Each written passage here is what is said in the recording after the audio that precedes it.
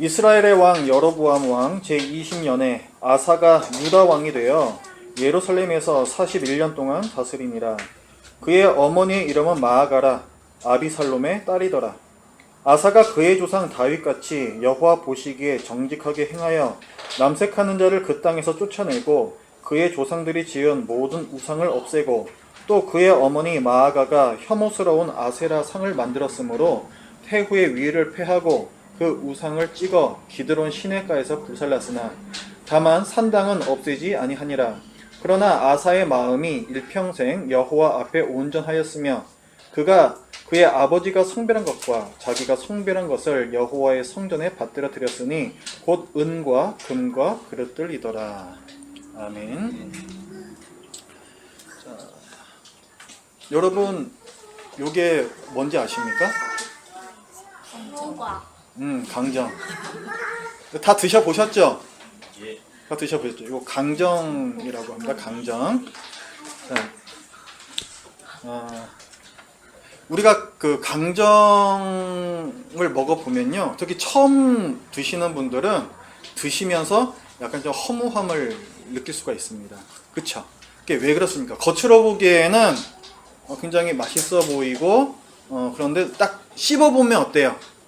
안에가 뭐 많이 좀 비어 있잖아요. 그렇다 보니까 처음 드시는 분들은 약간 좀 당황스러워 하실 수도 있는 그 음식이 바로 이 강정이라는 것입니다.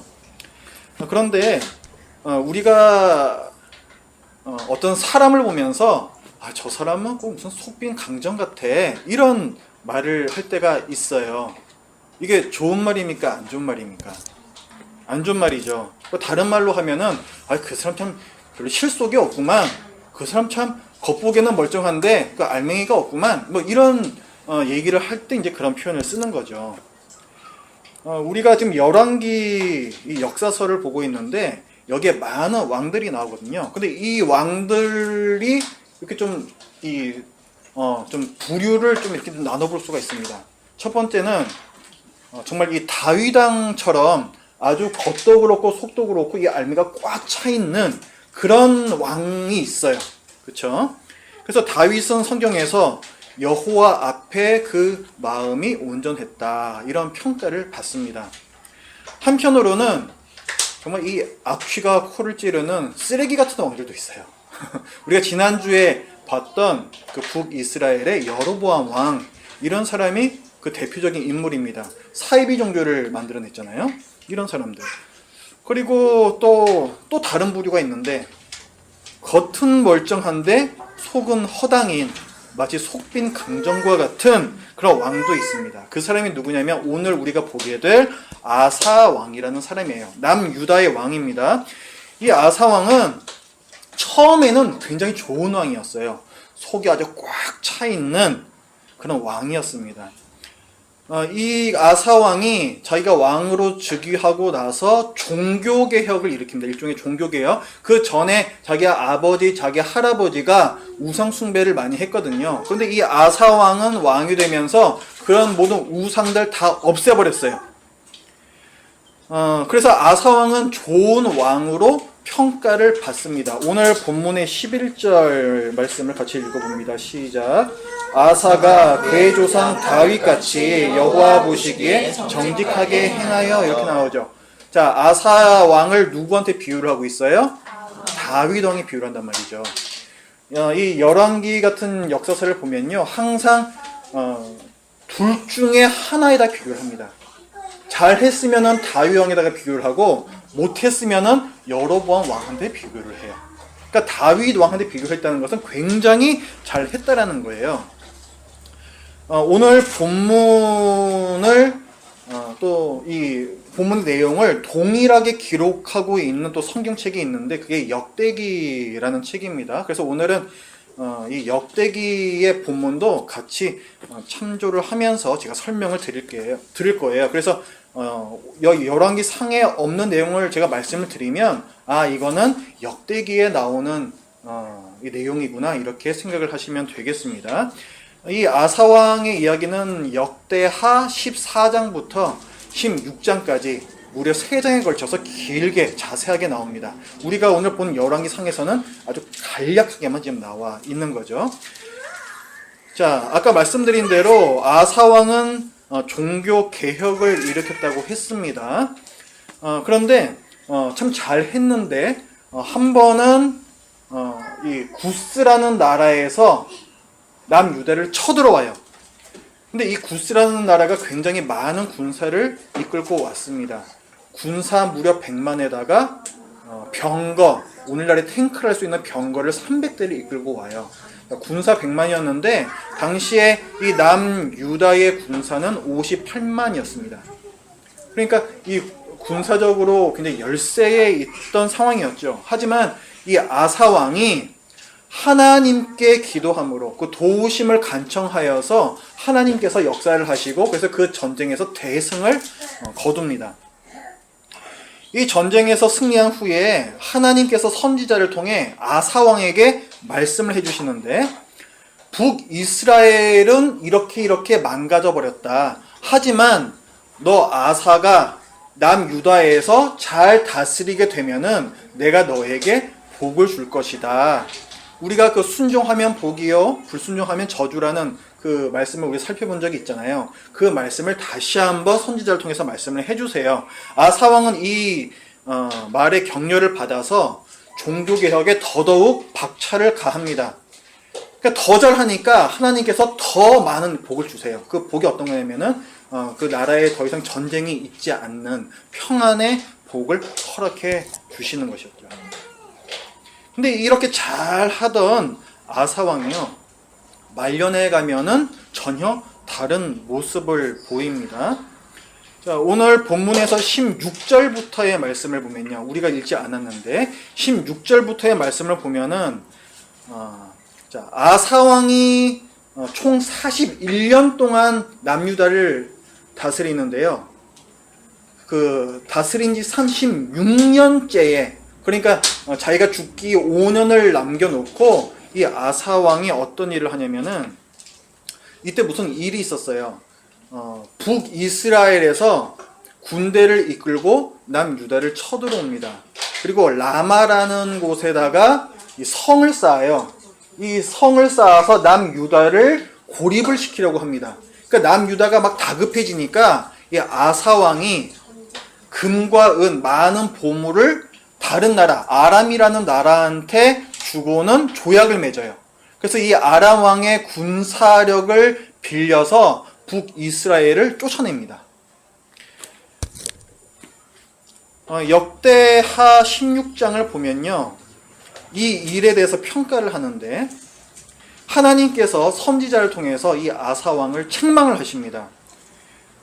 역대하 16장 말씀을 보면은 선지자가 얘기를 해요. 아사왕한테 네가 하나님을 의지하지 않고 아사왕을 의지를 했다. 그러니까 하나님과 지금 그 유다 사이에는 언약이 맺어져 있거든요.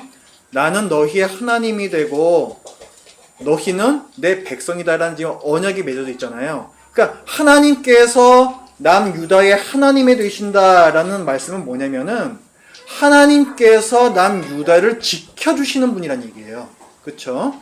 그런데 이 남유다의 왕이 하나님께 도움을 요청하지 않고 다른 왕한테 도움을 요청했다는 것은 그 하나님을 무시한 행위가 되는 거죠. 그렇죠? 자기 나라를 도와주실 하나님을 무시한 행위가 되는 겁니다. 하나님을 경멸한 죄가 되는 거예요. 그래서 하나님께서는 그에 대해서 책망을 하시고 네가 이런 죄를 행했으니 너에게 저주가 임할 것이다. 이렇게 말씀을 해주세요. 하나님께서 저주를 예언하실 때에는 이유가 있는 겁니다. 저주가 임할 수 있으니까 너는 그렇게 하지 말라는 거예요. 순종하라. 이것을 권면하시기 위해서 이런 말씀을 하는 것이거든요. 그러면 아사왕은 이 말을 듣고 즉시 회개를 했어야죠.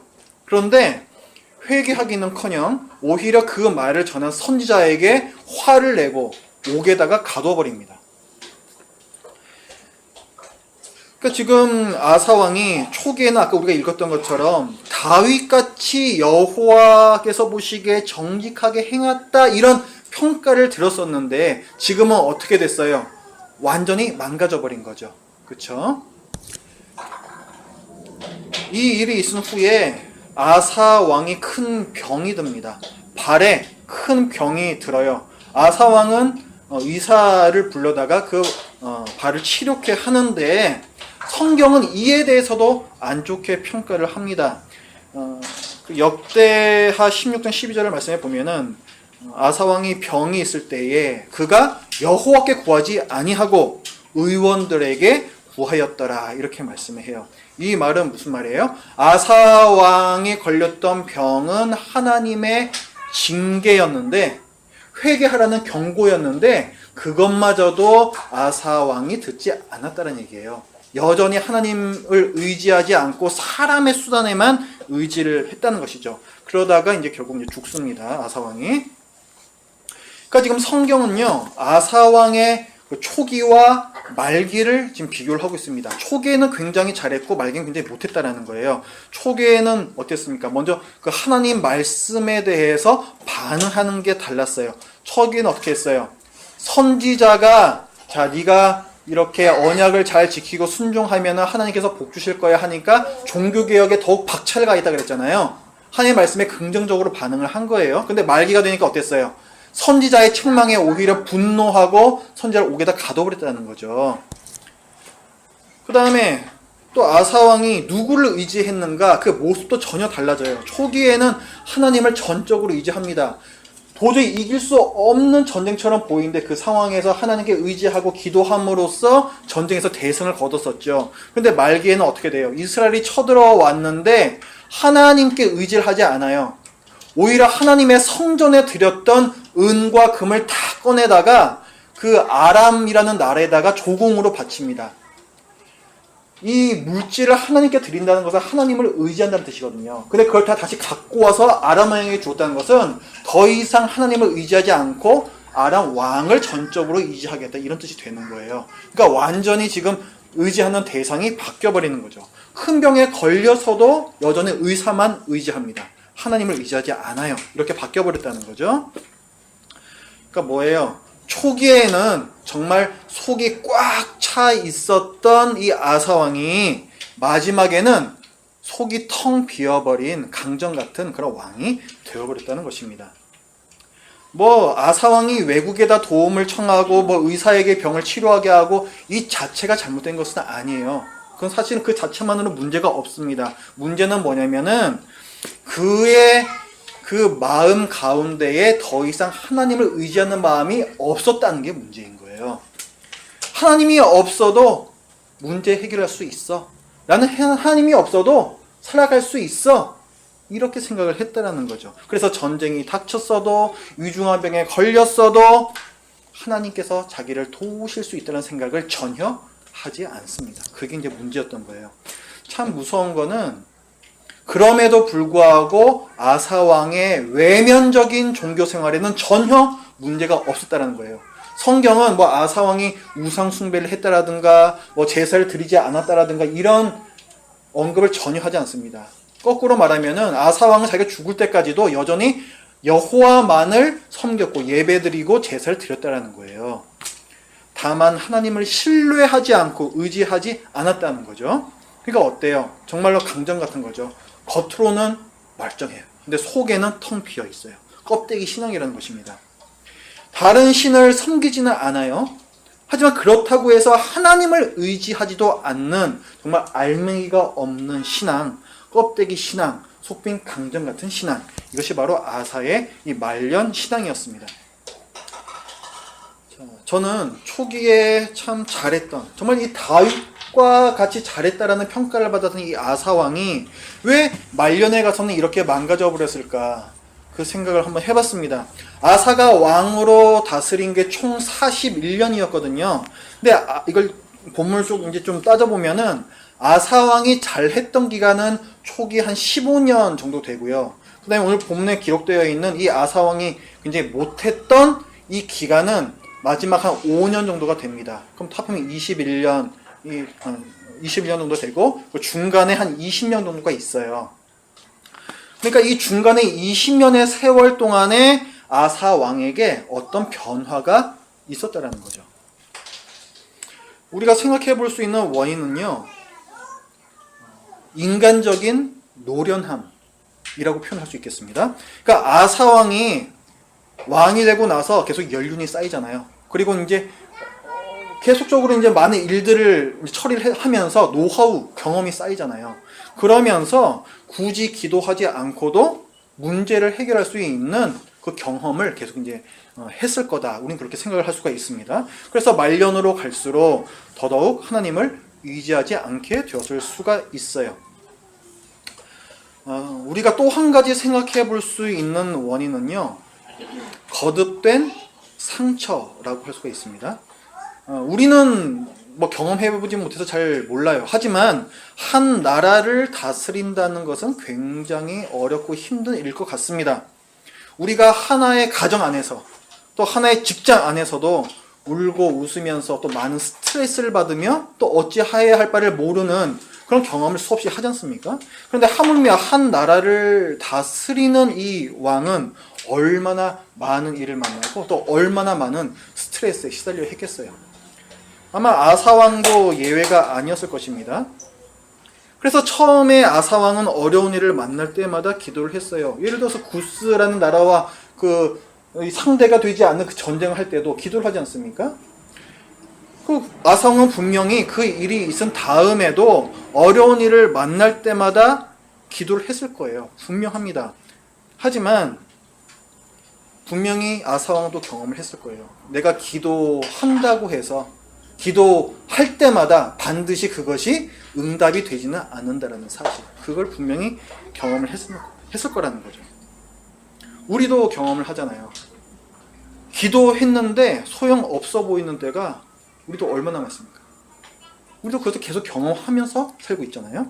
아마 아사왕도 그랬을 거예요. 그럼 이제 어떻게 돼요? 낙심하게 되죠. 그렇죠?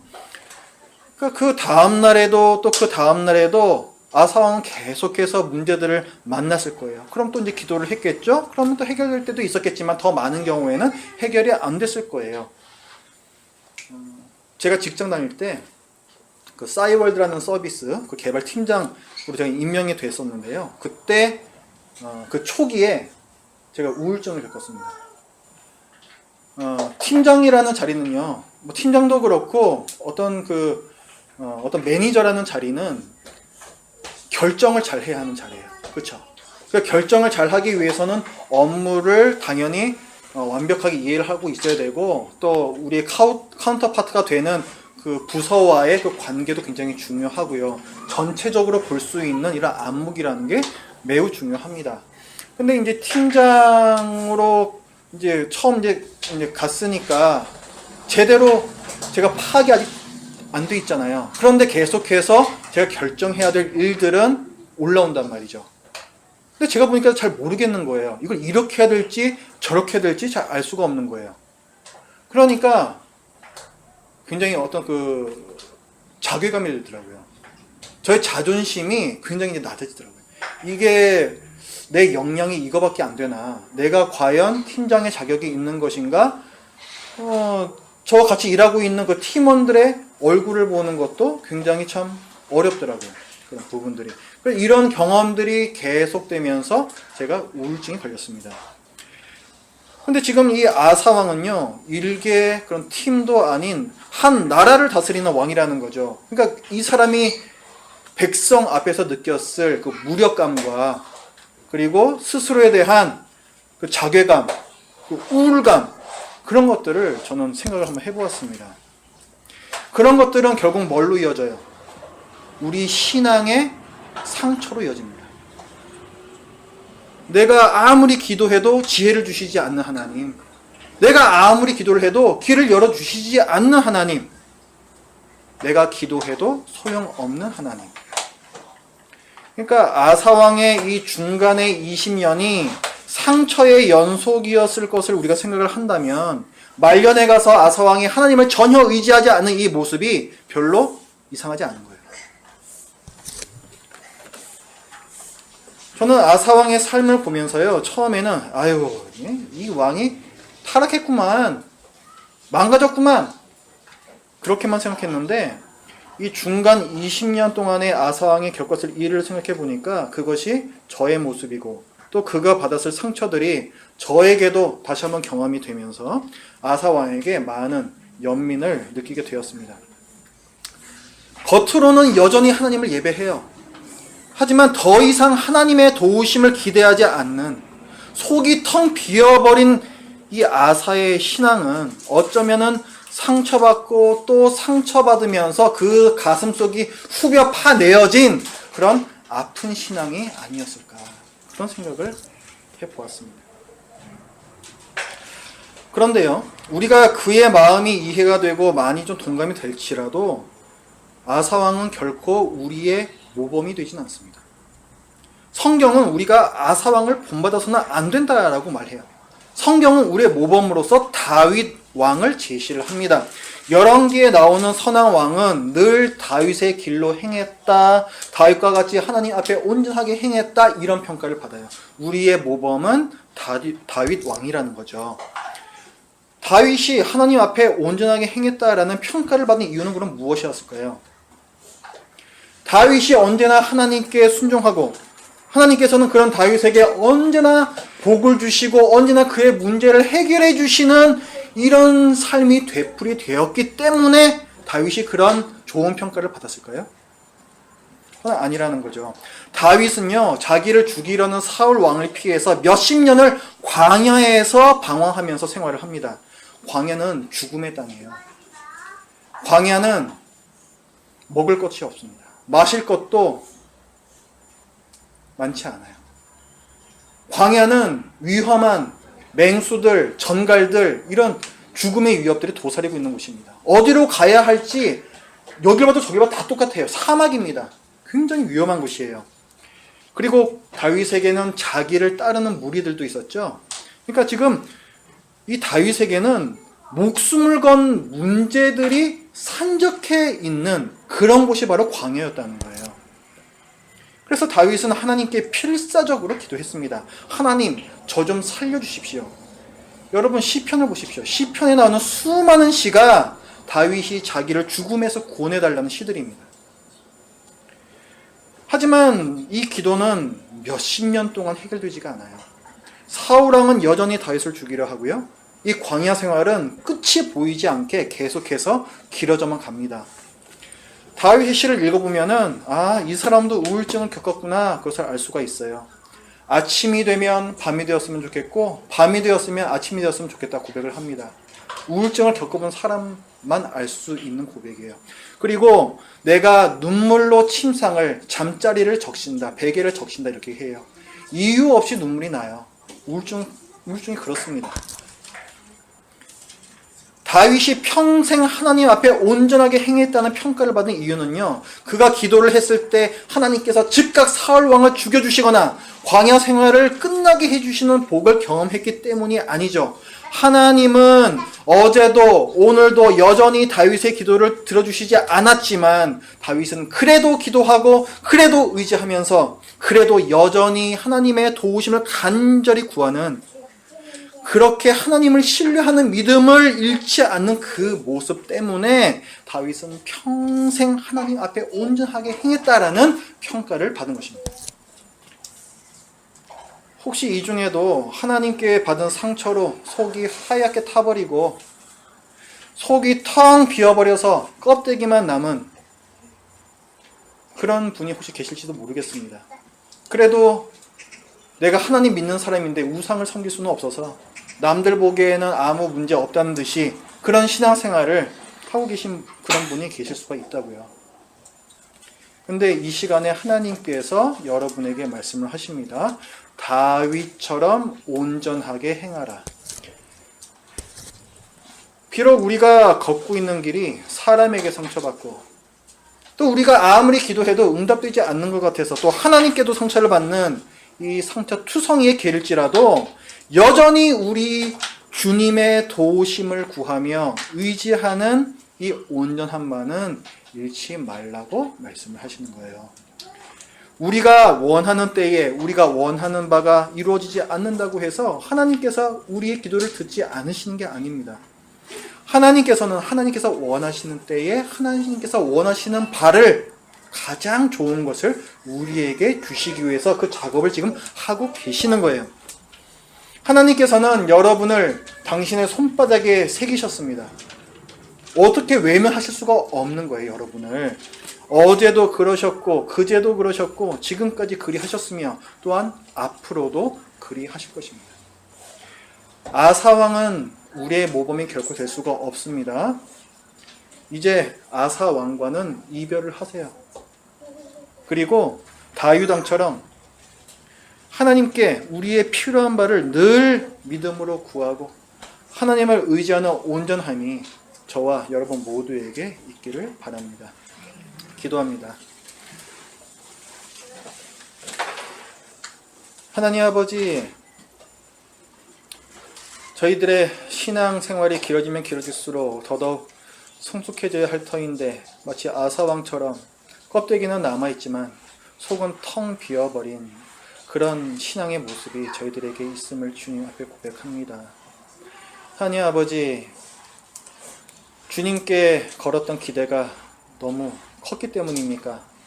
저희의 기도가 응답되지 않았을 때 그 받는 상처가 저희들에게 또 너무나도 크고 더 이상 하나님을 온전히 신뢰하며 드리는 기도가 나오지 않는 저희의 이